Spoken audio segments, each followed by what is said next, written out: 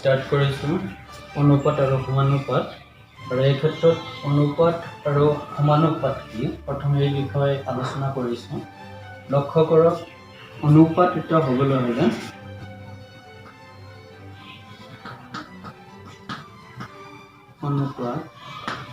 অনুপাত কোনটো ধৰক 1 মিটাৰৰ এটা বস্তু এটা আৰু 50 সেন্টিমিটাৰ এটা বস্তু এটা এই দুটা বস্তু যেতিয়া আমি অনুপাত নিৰ্ণয় কৰিম তেতিয়া আমাৰ প্ৰথম লক্ষ্য কৰিব লাগিব আমাৰ ইউনিট অৰ্থাৎ এককটো আমাৰ সেম হ'ব লাগিব। এইটো যদি মিটাৰত আছে তেনেহ'লে এইটো মিটাৰত থাকিব ল'ব লাগিব, নাইবা এইটো যদি সেন্টিমিটাৰ আছে তেনেহ'লে এইটো আমি সেন্টিমিটাৰত ল'ব লাগিব। প্ৰথম অৱস্থা লক্ষ্য কৰক আমি এই মিটাৰটোক আমি সেন্টিমিটাৰত প্ৰকাশ কৰিছোঁ। তেনেকৈ কৰিছোঁ 1 মিটাৰ ইকুৱেল টু আমি কি লিখিব পাৰিম 100 সেন্টিমিটাৰ। এতিয়া লক্ষ্য কৰক ইয়াত আছে কিমান 50 সেন্টিমিটাৰ। এতিয়া এই দুয়োটা বস্তুৰ এতিয়া আমি অনুপাতটো আমি নিৰ্ণয় কৰিব পাৰিম 2 সেন্টিমিটাৰ ইজ টু 50 সেন্টিমিটাৰ। এতিয়া লক্ষ্য কৰক এই সেন্টিমিটাৰ সেন্টিমিটাৰ কেনসেল, ইয়াত এটা শূন্য ইয়াত এটা শূন্য কেনসেল, 5 5ৰ ভিতৰত এবাৰ 5 10ৰ ভিতৰত দুবাৰ ইকুৱেল টু কিমান হ'ল 2:1। এইটো হ'ল কি আমাৰ অনুপাত, দিছ ইজ অনুপাত। এইটো অনুপাত। এটা হৈছে আমি সমানুপাত। সমানুপাত কোনটো আমি দুটা অনুপাতৰ তুলনা কৰা। দুটা অনুপাত আমি কেনেকৈ তুলনা কৰিছোঁ প্ৰথম অৱস্থাত লক্ষ্য কৰক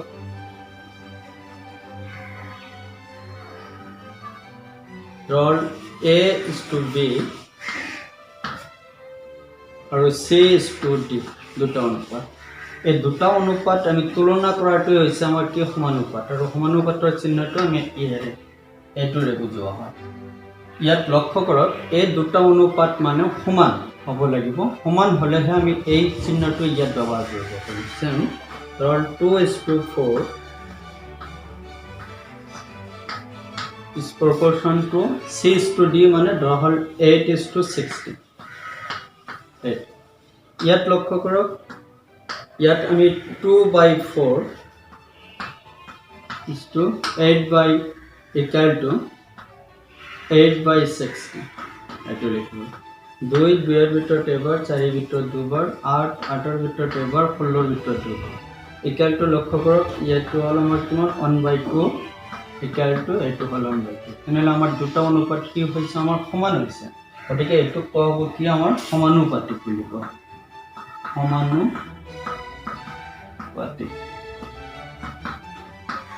এতিয়া অনুপাত আৰু সমানুপাতৰ বিষয়ে আমি জানিলোঁ। আমি নেক্সট এটা এক্সাম্পল আমি লৈছোঁ আৰু সেই এক্সাম্পলটো কেনেকুৱা হয় প্ৰথম অৱস্থাত ইয়াত আমাক কুৱেশ্যনটো দিয়া আছে যদি A is to B equal to 3:5 আৰু B is to C equal to যদি 7:8 হয় তেন্তে আমি নিৰ্ণয় কৰিব লাগিব A is to B is to C। এতিয়া লক্ষ্য কৰক আমি যেটো পাইছোঁ সেই প্ৰচেছত যদি এইটো কৰিবলৈ যাওঁ আমাক বহুত সময় দৰকাৰ, অলপ বেছি লাগিব। আমি একেবাৰে ইজিলি আমি কেনেকৈ কৰিব পাৰোঁ সেই বিষয়ে ইয়াত আলোচনা কৰা হৈছে। প্ৰথম লক্ষ্য কৰক প্ৰথম অনুপাতটো দিয়া আছে আমাক A is to B equal to কিমান দিয়া আছে 3:5 আৰু B is to C equal to দিয়া আছে 7:8 দিয়া আছে। A is to B equal to 3:5 আৰু B is to C equal to দিয়া আছে 7:8।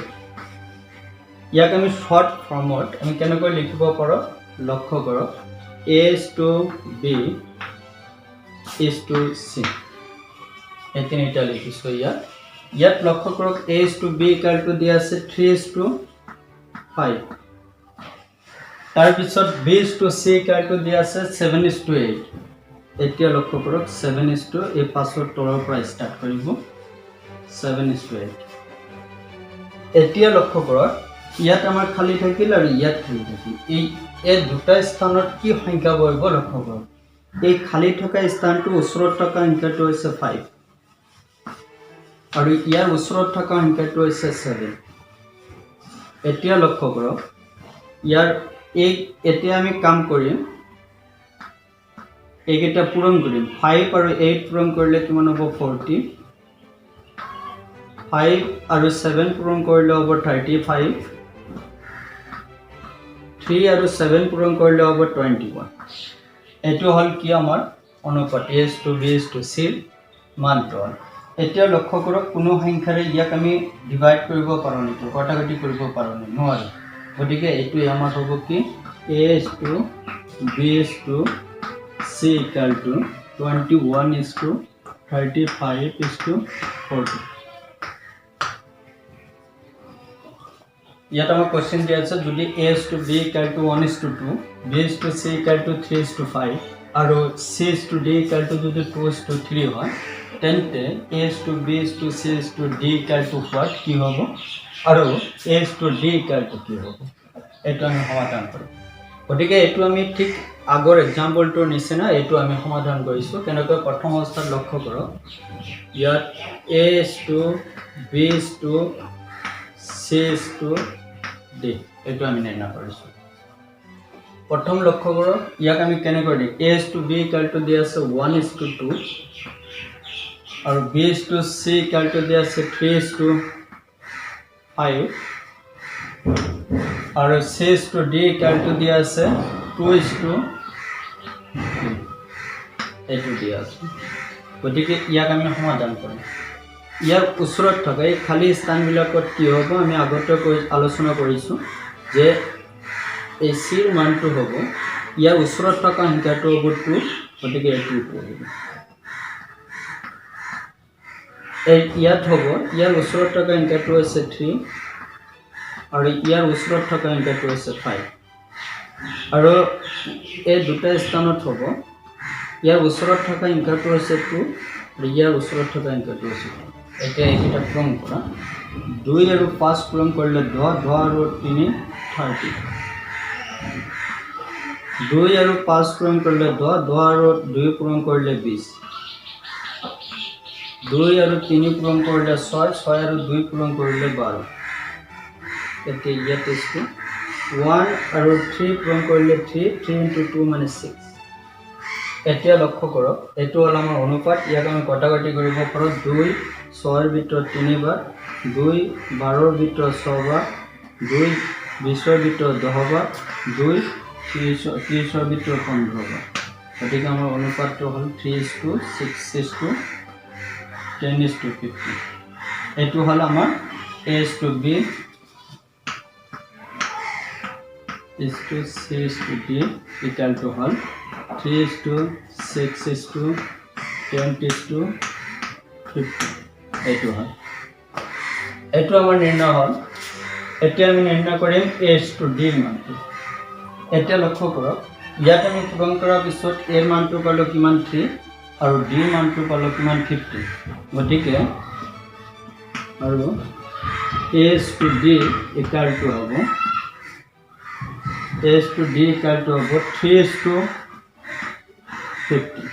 ইয়াক আমি কটাকটি পাৰো 3 ভিতৰত এবাৰ 15 ভিতৰত 5 গতিকে ইয়াৰ মানটো হ'ব 1:5 এটো দিয়া আছে যদি a = 4/9 b আৰু b = 2/3 c তেন্তে a:b:c = কি হ'ব এতিয়া লক্ষ্য কৰক প্ৰথম আমাক দিয়া আছে কি a = 4/9 b এটোৰ পৰা আমি কি কৰিব পাৰো লক্ষ্য কৰক 4 টো ইয়াত পূৰণ আছে এটো এফালে আহিলে হৰণ হ'ব a/b = কিমান হল 4/9 গতিকে ইয়াক যেতিয়া আমি অনুপাতত লম তেনেহলে a:b = 4:9